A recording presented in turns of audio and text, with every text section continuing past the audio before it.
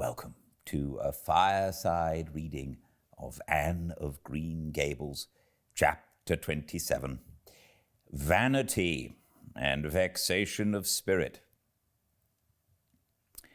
Marilla, walking home one late April evening from an aid meeting, realized that the winter was over and gone, with the thrill of delight that spring never fails to bring to the oldest and saddest, as well as to the youngest and merriest. Marilla was not given to subjective analysis of her thoughts and feelings.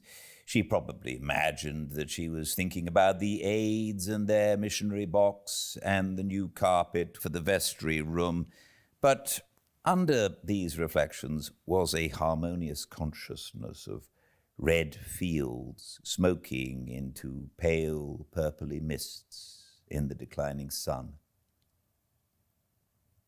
of long sharp-pointed fir shadows falling over the meadow beyond the brook, of still crimson budded maples around a mirror-like wood pool, of awakening in the world and a stir of hidden pulses under the grey sod. The spring was abroad in the land, and Marilla's sober, middle-aged step was lighter and swifter because of its deep, primal gladness. Her eyes dwelt affectionately on Green Gables, peering through its network of trees and reflecting the sunlight back from its windows in several little coruscations of glory. Marilla, as she picked her steps along the damp lane, thought that it was really a satisfaction to know that she was going home to a briskly snapping wood fire and a table nicely spread for tea, instead of to the cold comfort of old aid meetings evenings before Anne had come to Green Gables. Consequently, when Marilla entered her kitchen and found the fire black out with no sign of Anne anywhere, she felt justly disappointed and irritated. She had told Anne to be sure and have tea ready at 5 o'clock, but now she must hurry to take off her second-best dress and prepare the meal herself against Matthew's return from ploughing. "I'll settle Miss Anne when she comes home," said Marilla grimly, as she shaved up kindlings with a carving knife and with more vim than was strictly necessary. Matthew had come in and was waiting patiently for his tea in his corner. "She's gadding off somewhere with Diana, writing stories or practicing dialogues or some such tomfoolery, and never thinking once about the time or her duties. She's just got to be pulled up short and sudden on this sort of thing. I don't care if Mrs. Allen does say she's the brightest and sweetest child she ever knew. She may be bright and sweet enough, but her head is full of nonsense, and there's never any knowing what shape it'll break out in next. Just as soon as she grows out of one freak, she takes up with another. But there, here I am saying the very thing I was so riled with Rachel Lynde for saying at the aid today. I was real glad when Mrs. Allen spoke up for Anne, for if she hadn't, I know I had to say something sharp to Rachel before everybody. Anne's got plenty of faults, goodness knows, and far be it from me to deny it, but I'm bringing her up, and not Rachel Lynde, who'd pick faults in the angel Gabriel himself if he lived in Avonlea. Just the same, Anne has no business to leave the house like this when I told her she was to stay home this afternoon and look after things. I must say, with all her faults, I never found her disobedient or untrustworthy before, and I'm real sorry to find her so now." "Well, now, I don't know," said Matthew, who, being patient and wise and above all hungry, had deemed it best to let Marilla talk her wrath out unhindered, having learned by experience that she got through with whatever work was on hand much quicker, if not delayed, by untimely argument. Perhaps you're judging her too hasty, Marilla. Don't call her untrustworthy until you're sure she has disobeyed you. Maybe it can all be explained. Anne's a great hand at explaining. She's not here when I told her to stay, retorted Marilla. I reckon she'll find it hard to explain that to my satisfaction. Of course, I knew you'd take her part, Matthew, but I'm bringing her up, not you.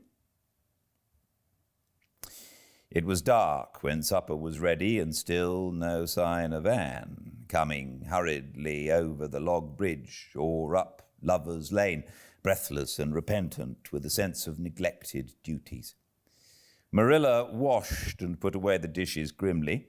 Then, wanting a candle to light her way down the cellar, she went up to the east gable for the one that generally stood on Anne's table. Lighting it, she turned around to see Anne herself, lying on the bed, face downward, among the pillows. "Mercy on us," said astonished Marilla. "Have you been asleep, Anne?" "No," was the muffled reply. "Are you sick, then?" demanded Marilla, anxiously going over to the bed. Anne cowered deeper into her pillows, as if desirous of hiding herself forever from mortal eyes. "No, but please, Marilla, go away and don't look at me. I'm in the depths of despair, and I don't care who gets head in class or writes the best composition or sings in the Sunday school choir anymore. Little things like that are of no importance now, because I don't suppose I'll ever be able to go anywhere again. My career is closed. Please, Marilla, go away and don't look at me."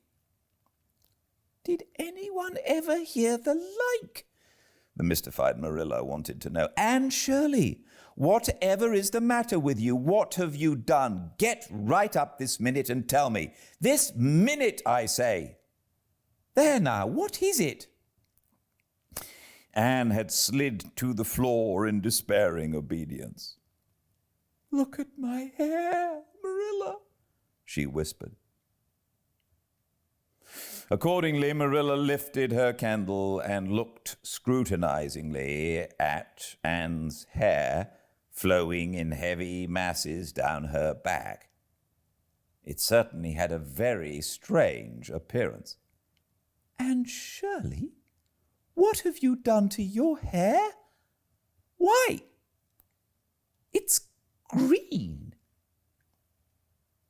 Green it might be called if it were any earthly colour. A queer, dull, bronzy green with streaks here and there of the original red to heighten the ghastly effect. Never in all her life had Marilla seen anything so grotesque as Anne's hair at that moment. "Yes, it's green," moaned Anne. "I thought nothing could be as bad as red hair, but now I know it's 10 times worse to have green hair. Oh, Marilla, you little know how utterly wretched I am." "I little know how you got into this fix, but I mean to find out," said Marilla. "Come right down to the kitchen, it's too cold up here, and tell me just what you've done. I've been expecting something queer for some time. You haven't got into any scrape for over 2 months, and I was sure another one was due. Now then, what did you do to your hair?" "I dyed it." "Dyed it? Dyed your hair? Anne Shirley, didn't you know it was a wicked thing to do?" "Yes, I knew it was a little wicked," admitted Anne. "But I thought it was worthwhile to be a little wicked to get rid of red hair. I counted the cost, Marilla. Besides, I meant to be extra good in other ways to make up for it." "Well," said Marilla sarcastically, "if I'd decided it was worthwhile to dye my hair, I'd have dyed it a decent color at least. I wouldn't have dyed it green." "But I didn't mean to dye it green, Marilla," protested Anne dejectedly. "If I was wicked, I meant to be wicked to some purpose." He said it would turn my hair a beautiful raven black. He positively assured me that it would. How could I doubt his word, Marilla? I know what it feels like to have your word doubted, and Mrs. Allen says we should never suspect anyone of not telling us the truth unless we have proof that they're not. I have proof now. Green hair is proof enough for anybody. But I hadn't then, and I believed every word he said implicitly. Who said? Who are you talking about? The peddler that was here this afternoon. I bought the dye from him. Anne Shirley, how often have I told you never to let one of those Italians in the house? I don't believe in encouraging them to come around at all. Oh, I didn't let him in the house. I remembered what you told me and went out, carefully shut the door and looked at his things on the step. Besides, he wasn't an Italian. He was a German. He had a big box full of very interesting things, and he told me he was working hard to make enough money to bring his wife and children out from Germany. He spoke so feelingly about them that it touched my heart. I wanted to buy something from him to help him in such a worthy object. Then all at once, I saw the bottle of hair dye. The peddler said it was warranted to dye any hair a beautiful raven black and wouldn't wash off. In a trice, I saw myself with beautiful raven black hair, and the temptation was irresistible. But the price of the bottle was 75 cents, and I had only 50 cents left out of my chicken money. I think the peddler had a very kind heart, for he said that seeing it was me, he'd sell it for 50 cents, and that was just giving it away, so I bought it. And as soon as he had gone, I came up here and applied it with an old hairbrush, as the directions said. I used up the whole bottle, and oh, Marilla, when I saw the dreadful color it turned my hair, I repented of being wicked, I can tell you, and I've been repenting ever since. Well, I hope you'll repent to good purpose, said Marilla severely, and that you've got your eyes open to where your vanity has led you, Anne. Goodness knows what's to be done. I suppose the first thing is to give your hair a good washing and see if that will do any good. Accordingly, Anne washed her hair, scrubbing it vigorously with soap and water, but for all the difference it made, she might as well have been scouring its original red. The peddler had certainly spoken the truth when he declared that the dye wouldn't wash off. However, his veracity might be impeached in other respects. Oh, Marilla, what shall I do? Questioned Anne in tears. I can never leave this town. People have pretty well forgotten my other mistakes, the liniment cake and setting Diana drunk and flying into a temper with Mrs. Lynde, but they'll never forget this. They will think I am not respectable. Oh, Marilla, what a tangled web we weave when first we practice to deceive. That's poetry, but it is true. And oh, how Josie Pye will laugh. Marilla, I cannot face Josie Pye. I am the unhappiest girl in Prince Edward Island. Anne's unhappiness continued for a week. During that time, she went nowhere and shampooed her hair every day. Diana, alone of outsiders, knew the fatal secret, but she promised solemnly never to tell, and it may be stated here and now that she kept her word. At the end of the week, Marilla said decidedly, "It's no use, Anne. That is fast dye if ever there was any. Your hair must be cut off. There is no other way. You can't go out with it looking like that." Anne's lips quivered, but she realized the bitter truth of Marilla's remarks. With a dismal sigh, she went for the scissors. "Please cut it off at once, Marilla, and have it over. Oh, I feel that my heart is broken. This is such an unromantic affliction. The girls in books lose their hair in fevers or sell it to get money for some good deed, and I'm sure I wouldn't mind losing my hair in some such fashion, half so much. But there is nothing comforting in having your hair cut off because you've dyed it a dreadful color, is there? I'm going to weep all the time you're cutting it off, if it won't interfere. It seems such a tragic thing. Anne wept then, but later on, when she went upstairs and looked in the glass, she was calm with despair. Marilla had done her work thoroughly, and it had been necessary to shingle the hair as closely as possible. The result was not becoming, to state the case as mildly as may be.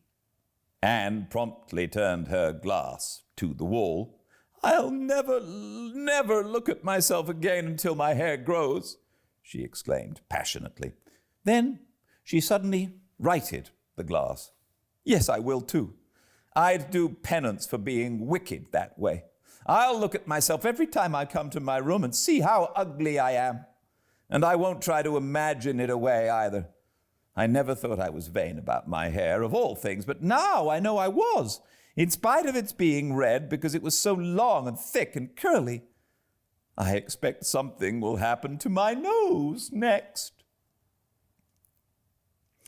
Anne's clipped head made a sensation in school on the following Monday, but to her relief, nobody guessed the real reason for it, not even Josie Pye, who, however, did not fail to inform Anne that she looked like a perfect scarecrow. "I didn't say anything when Josie said that to me," Anne confided that evening to Marilla, who was lying on the sofa after one of her headaches, "because I thought it was part of my punishment, and I ought to bear it patiently. It's hard to be told you look like a scarecrow, and I wanted to say something back, but I didn't. I just swept her one scornful look. And then I forgave her. It makes you feel very virtuous when you forgive people, doesn't it? I mean to devote all my energies to being good after this, and I shall never try to be beautiful again. Of course, it's better to be good. I know it is, but it's sometimes so hard to believe a thing, even when you know it. I do really want to be good, Marilla, like you and Mrs. Allen and Miss Stacy, and grow up to be a credit to you. Diana says when my hair begins to grow to tie a black velvet ribbon around my head with a bow at one side. She says she thinks it will be very becoming. I will call it a snood. That sounds so romantic, but I am talking too much, Marilla. Does it hurt your head? My head is better now. It was terrible bad this afternoon, though. These headaches of mine are getting worse and worse. I'll have to see a doctor about them. As for your chatter, I don't know that I mind it. I've got so used to it. Which was Marilla's way of saying that she liked to hear it.